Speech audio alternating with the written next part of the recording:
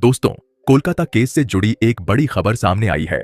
संजय राय ने जो जघन्य अपराध किया उसका वीडियो भी बनाया और अपने मोबाइल फोन में लॉक करके छिपा कर रखा था। साइबर टीम ने वह वीडियो बरामद कर लिया है। इस कांड में शामिल लोगों के नाम सामने आ चुके हैं और वीडियो देखने के बाद उन्होंने खुद अपने गुनाह कबूल कर लिए हैं। सही कहा गया है कि चाहे आप कितना भी चालाकी से गलत काम करें, कोई ना कोई सबूत हमेशा छूट जाता है जिससे इंसान फंस जाता है। सीबीआई टीम पूरी तरह से सक्रिय हो गई है और संदीप घोष से पूछताछ जारी है। सीबीआई ने संदीप से पूछा कि वह लाशों की तस्करी कब से कर रहा है। अब यह मामला बहुत जल्द सुलझने की उम्मीद है। क्या है पूरी खबर, सब कुछ बताएंगे आपको इस वीडियो में, तो आप इस वीडियो को पूरा आखिरी तक जरूर देखिएगा। लेकिन आगे बढ़ने से पहले आप इस वीडियो को एक लाइक कर दीजिए और अगर मेरी तरह आप भी चाहते हैं कि डॉक्टर बेटी को इंसाफ मिले तो चैनल को सब्सक्राइब करके कमेंट में justice for the Kolkata lady doctor जरूर लिखें। इस केस में ऐसा लंबा जाल बिछा हुआ था कि कातिल कौन है यह समझ पाना मुश्किल हो रहा था। सीबीआई भी सीसीटीवी फुटेज देखकर उलझ गई थी। संजय राय के अलावा कई और चेहरे हैं जिनका खुलासा होना बाकी है। सीबीआई ने जिन डॉक्टरों को हिरासत में लिया है उनमें पहला नाम अर्का का है जो फर्स्ट ईयर पीजीटी डॉक्टर है। दूसरा नाम सौमित्र का है जो भी फर्स्ट ईयर पीजीटी डॉक्टर है।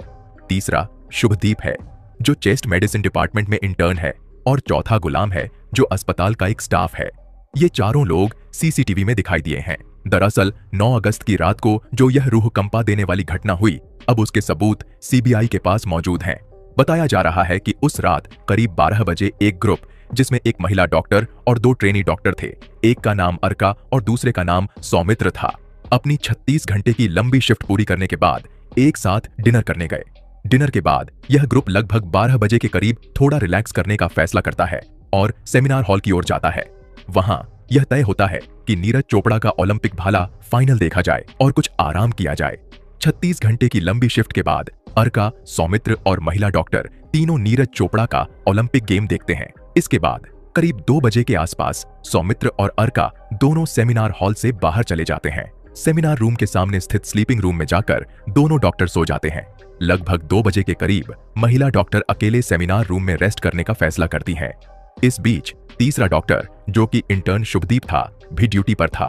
शुभदीप तीसरी मंजिल पर था जहां सेमिनार रूम भी स्थित है और इसी फ्लोर पर एक और रूम इंटर्न रूम है जहां वह मौजूद रहता है। दोस्तों, इसके बाद घटनाक्रम कुछ इस प्रकार से सामने आया कि सीसीटीवी फुटेज ने केस को उलझा दिया, जिससे सीबीआई को 4 लोगों के पॉलीग्राफ टेस्ट की मांग करनी पड़ी, यानी झूठ पकड़ने वाला टेस्ट। अब ध्यान से सुनिए। रात के 2 बजे डॉक्टर सौमित्र और अर्का महिला डॉक्टर को सेमिनार हॉल में अकेला छोड़कर सोने के लिए स्लीप रूम में चले जाते हैं जो सेमिनार हॉल के ठीक सामने है। इसके बाद महिला डॉक्टर सेमिनार हॉल में अकेली रह जाती हैं। रात 3:42 पर संजय रॉय को पार्किंग में देखा जाता है। वह अपनी बाइक को हॉस्पिटल के गेट के पास खड़ा करके इमरजेंसी बिल्डिंग में प्रवेश करता है जिसके तीसरे फ्लोर पर सेमिनार हॉल स्थित है जहां वारदात हुई। ठीक 4:03 पर संजय रॉय को तीसरे फ्लोर के गलियारे में देखा जाता है। लेकिन रुकिए, 4 बजे यानी 4:03 से ठीक 3 मिनट पहले एक और व्यक्ति दिखाई देता है। वह शख्स गुलाम है जो कि अस्पताल का स्टाफ है।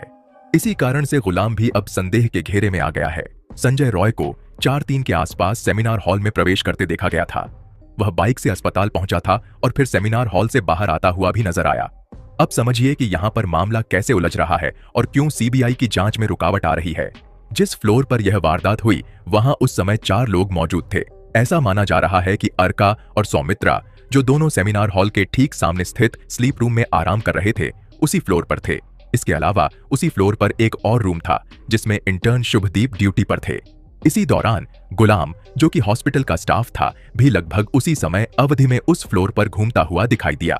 संजय रॉय 4 पर सेमिनार हॉल में प्रवेश करता है और गलियारे में घूमता हुआ नजर आता है और फिर 4:32 पर सेमिनार हॉल से बाहर निकलता है। इसी 29 मिनट के दौरान गुलाम का भी उसी फ्लोर पर मौजूद होना प्रतीत होता है। 4 लोग पहले से ही उस फ्लोर पर मौजूद थे और महज 29 मिनट के अंदर एक ट्रेनी महिला डॉक्टर के साथ इतना जघन्य अपराध किया गया। उनके साथ गलत काम करने के बाद उनके शरीर को बुरी तरह से क्षत विक्षत कर दिया गया, किसी भी अंग को नहीं छोड़ा गया। संजय रॉय के नशे में धुत होने की पुष्टि हो चुकी है और डॉक्टर बेटी के साथ जघन्य अपराध होने की भी पुष्टि हो गई है। सवाल उठता है कि इतने गंभीर कृत्य के दौरान कोई चीख या आवाज नहीं निकली जो उस फ्लोर पर मौजूद 4 लोगों अर्का, सौमित्र, शुभदीप और गुलाम के कानों तक पहुंच पाती। यही कारण है कि सीबीआई ने चारों का पॉलीग्राफ टेस्ट करने का निर्णय लिया है। पॉलीग्राफ टेस्ट एक ऐसी प्रक्रिया है जिसमें झूठ बोलते समय या घबराहट के दौरान शरीर में होने वाले बदलावों को मापा जाता है, जैसे दिल की धड़कन का तेज होना, सांस लेने के पैटर्न में बदलाव और पसीना आना। इन बदलावों को कार्डियोकफ या सेंसिटिव इलेक्ट्रोड जैसे उपकरणों से मापा जाता है ताकि यह पता लगाया जा सके कि व्यक्ति सच बोल रहा है या झूठ। अब ध्यान दीजिए, इस मामले में कई संभावनाएं हो सकती हैं। डॉक्टर बेटी के माता पिता का पूरा विश्वास देश के संविधान, सीबीआई और न्यायालय पर है।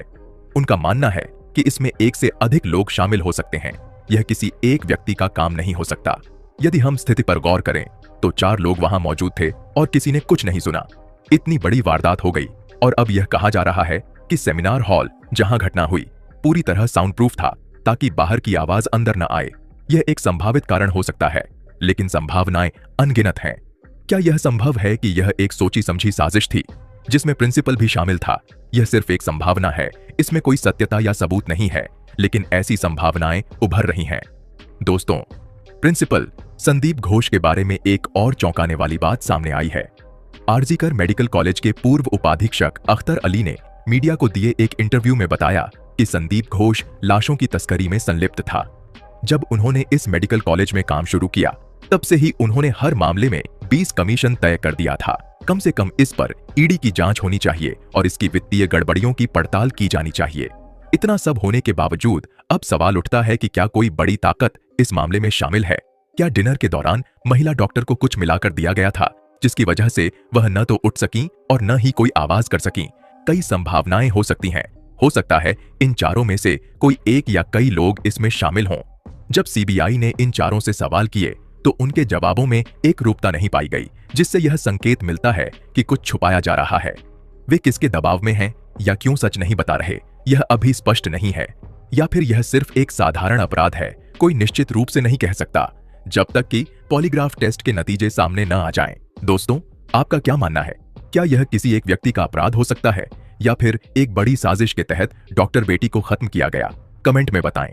और डॉक्टर बेटी के अपराधियों को क्या सजा मिलनी चाहिए जिससे कि कोई और भी व्यक्ति ऐसे घिनौने अपराध करने के लिए गलती से भी न सोचे? अपनी राय कमेंट करके जरूर बताएं। वीडियो को लाइक कीजिए, शेयर कीजिए अपने दोस्तों के साथ, अपने घर वालों के साथ, व्हाट्सएप पर, फेसबुक पर। और अगर आपने अभी तक हमारे इस चैनल को सब्सक्राइब नहीं किया है तो चैनल को सब्सक्राइब करके कमेंट में लिखें justice for Kolkata lady doctor. मिलते हैं आपसे अगली एक और नई वीडियो में नई खबरों के साथ। तब तक के लिए इस वीडियो के अंत तक बने रहने के लिए आपका दिल से धन्यवाद।